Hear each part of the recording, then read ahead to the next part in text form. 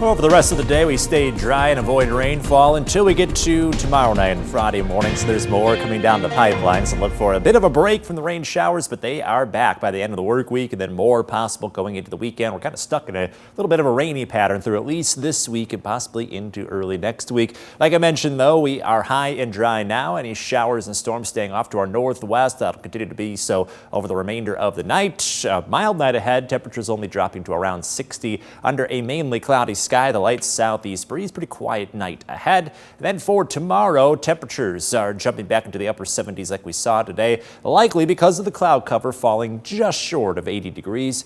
And then, as you saw earlier, a little rainfall coming in as of late Thursday evening. That's going to carry on into Friday morning. So as you look at future trek, here we are at 6 o'clock tomorrow. So roughly 24 hours from now, seeing some spotty light rain showers around the region. So we may have a little rain as early as tomorrow evening. But for the most part, as you can see, it may not rain out your plans because there are very light and spotty showers. Those continue to spread going into Friday morning. So like we saw this morning and like we saw especially yesterday morning, plenty of rain to be had, with some pockets of downpours every so often. May not see a ton for storms. That will then continue on and off throughout much of Friday morning. We get to Friday afternoon beginning to dry out. So as we head into the weekend, at least those very early hours of the weekend, you may not have to contend with too much for rain shower activity. Now looking ahead, long range into the forecast, this is an 8 to 14 day outlook. We are leaning dry towards the end of the month and heading into October. So eventually this rainy pattern starts to wind down and we get back into some drier conditions,